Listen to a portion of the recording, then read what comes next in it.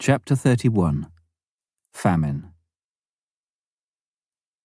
Safe and fed in comfy chair, now confronted with despair, swollen bodies, pleading eyes, fragile limbs and feasting flies. Tiny wasted children they, grieving parents with no say, walking slowly, stony roads, few possessions, heavy loads, dusty, ragged, many ill, daytime heat, then nighttime chill, unmarked graves, so sad to see. What, if it were you or me? Could we bear with dignity hunger, sorrow, misery, brought about by mankind's greed? Lord, please help them in their need. Can we show them that we care, how our hearts ache, bowed in prayer? Governments just muddling through, needing vision, purpose too, needs so great and wants so few. It's up to me, and you, and you. Perhaps at home we have to stay, but help we can in our own way. Have we given? Yes, indeed. May our prayers now back the deed. Have we given? Give again. Pray God send the needed rain. A sensitive MAF supporter wrote that. We had seen famine in Tanzania and often in Sudan. One of Don McClure's early contacts with the Anuak people in the 1950s had been to relieve a desperate famine around the Akobo. We had been similarly involved in the 70s. Famine, together with war, had worsened and widened in Sudan in the 80s. In 1982, a World Vision Twin Otter aircraft, crewed by American and Canadian MAF pilots, had been ceaselessly flying famine relief in Ethiopia. They flew a BBC team to Korum, where they filmed the horrific pictures of piles of dying babies, rows of fly-covered corpses in the largest famine camp in Ethiopia. The BBC film clip lasted only 5 minutes, but it shook millions of people out of their complacency all around the world. Overnight, individuals, international charities, and governments began pouring in money and supplies at an unprecedented rate. From mid-1984 to early 1985, hundreds of thousands of Ethiopians died of starvation. The United Nations warned that throughout Africa, 150 million were threatened with starvation and diseases if nothing was done. 5 million children would die in the continent's worst ever drought and famine. The period saw us incredibly busy assisting famine relief organizations. Over 10,000 miles were flown, taking administrators from World Vision into remote areas of northern Kenya, close to the Ethiopian and Somalia borders, to enable them to assess needs and check on food distribution. Hundreds of thousands of families were in urgent want. In July 1985, our MAF News reported, "Some countries in Africa have had no rain for the last 15 years. Countries which used to export grain are now having to import it. Armed conflict in Ethiopia, Sudan, Somalia, Mozambique, Angola, and Chad are making the food crisis greater. Men are leaving their land to fight. Women and children leave farming to become refugees. The farmlands become battlegrounds. Food reserves dwindle to nothing." The same year, 100,000 Chadians made a 1,000-mile-long, weary journey in search of food and water, fleeing across the border into Darfur in the Sudan. Many didn't make it. They died in the desert on the way. 600 Chadian children a day were dying in Darfur alone. That was one every 3 minutes. Back in November 1980, Dr. David Seymour, large as ever, had visited us in Folkestone, asking us to re-establish our air service in Chad as soon as possible. In spite of the turmoil of fighting between North and South, rebel group against rebel group, his medical and evangelistic work in the bush dispensaries had continued to grow. These centres were now serving over 70,000 sick people a year. New dispensaries were still under construction, and the Chadian Church had already selected men to run them. Our plane was needed to make the project really effective. David was spending too much of his time driving, yet was still unable to get around enough by road. We were glad to respond. It was impossible to return to the north because of the fighting, but in March 1981, Ernie Adicott and Maurice Urier went back to survey the south. The authorities there were desperate to see medical services re-established and were unstinting in their welcome. So were the national churches and the missions. The church leaders at Qumra said, "Your return is an answer to our prayers." Funds came in. Tear Fund helped. A famine relief agency, working in the sub-Sahara regions, promised funds for a Cessna 206. A Dutch inter-church development organisation paid for an initial fuel stock. The southern Chadian authorities granted immediate permission to import the aircraft and reopen MAF airstrips and operations, including a radio network. All was cleared with amazing speed. By June, the Urier family were establishing themselves in Bebelem in the south. It was far from easy amid the continuing instability, but we saw the program restarted 2 years after our enforced departure. A year later, the Arnlunds, the first Swedish family to have joined us, arrived in Chad. The roads were in a lamentable state, the whole country set back by the civil unrest and fighting. But the church was alive and eager to evangelize. The missions in the south had all resumed work. Flight requests and enthusiasm were high. The Arnlunds' arrival relieved some of the burden on the Uriers. For a while, there was a level of stability in the south. Power struggles between the northern Muslim groups continued. Then one of these gained the upper hand. President Hissène Habré took over, attacked the south, overthrew its administration, and reduced it to chaos. At the same time, the north returned to relatively unified government, enabling missions to resume work there. The new government insisted that MAF re-establish its headquarters at N'Djamena, where they could keep an eye on our operations. People who used radio transmitters and flew around in small aeroplanes could be a threat to security. We'd hoped to go back to the capital in due course anyway. This accelerated the process.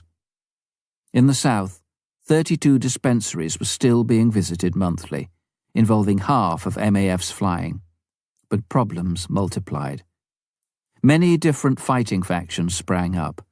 Armed bands of young Chadians roamed everywhere. Poor rains and poor harvests aggravated the plight of the people. So it was that early in 1985, word came to us from Chad. 30,000 would die of starvation in the Bebelem district if nothing was done. The most vulnerable were the children. 3,000 had already died since the meagre harvest of the previous year. 400,000 tons of food were urgently needed. One of the Cessnas from the Lions was ready, and we immediately flew it to Chad.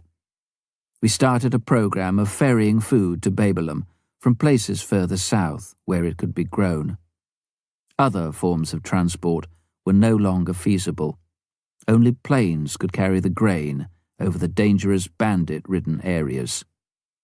At first, Maurice Urier and Kea Arnlund did all the flying. Then we were able to bring in other pilots, using the concept of a mobile task force, consisting mainly of ex-MAF pilots who could give short periods of service in emergencies. Over the following months, 18 pilots and engineers, some with their wives, were at Babylon, involved in the relief program.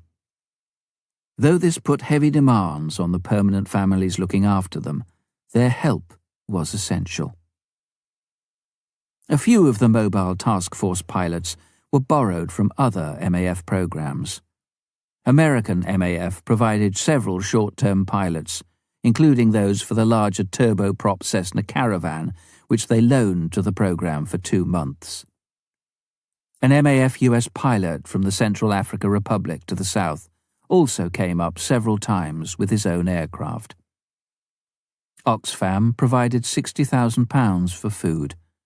Further large gifts came from Tier Fund and the Dutch Interchurch Coordinating Organisation. Our own MAF supporters gave £86,000 to help the desperate Chadian people. One of the mission houses at Babylon was converted into a grain store and filled with tons of millet, rice, beans and wheat.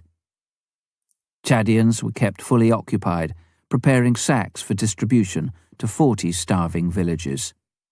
A mission doctor supervised the project. Parallel to the food distribution was a vaccination and health education program designed to help the badly malnourished people. The distribution of the food was administered by the Chadian Christians and local village pastors. They ensured that everyone received supplies.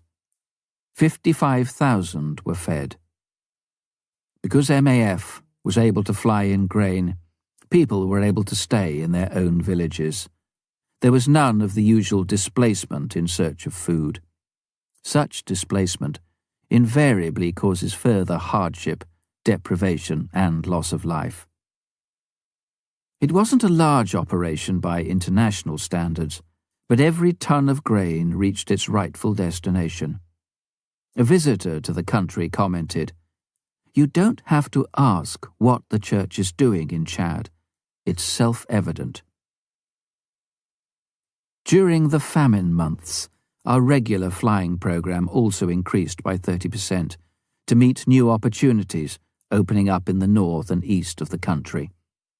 The famine flying added more than 1,100 hours on top of that. Again, the effort was worth it. Thousands of lives were saved. We heard that only 10 adults died during this period. The concept of going into needy areas, sometimes at short notice, had now become part and parcel of our operations. Fast-changing political, economic, and environmental situations demanded it. We'd use the idea of the mobile task force to supplement a program's resources and meet an emergency. The whole of MAF could perhaps be classed as a mobile task force. I've sometimes thought that the initials should really stand for Mobile Action Force. Our work, our planning, and our people have to have that mobility. The famine in Chad was followed by the highest rainfall for 30 years. There were good harvests. At the end of the year, I visited again. The church was now growing at the rate of 18,000 a year. I watched a 3-hour service as 90 people were baptized in the River Shari at N'Djamena. It was wonderful to see the rejoicing over each person. I realized how much they needed teaching to consolidate their faith, and what a shortage there was of trained pastors and teachers. One mission also told me that they'd had no new male missionaries for 10 years. It seemed that the difficulties were more than today's average missionary candidate could face. Whatever that said, it emphasized the importance of MAF's ministry to save time and multiply the effectiveness of the Chadian church leaders and the comparatively few missionaries who were there. A dozen different fighting factions were still roaming the country, MAF is our only way to travel. The roads are too dangerous, I was told repeatedly. I met missionaries who'd been ambushed, harassed and robbed. Famine relief and development work needed the plane for communications. Important church work was hindered without it. Revisiting David Seymour and his wife at Coomera helped me realize in a personal and startling way how insecure the country had become. As we talked in their house in the familiar hospital compound, a Land Rover roared up and stopped in a cloud of dust. Camouflaged soldiers bundled out and made for the door. We rapidly put away the maps we'd been studying. The soldiers might accuse us of being involved with one of the other warring groups. Fortunately, they'd only come for medicine.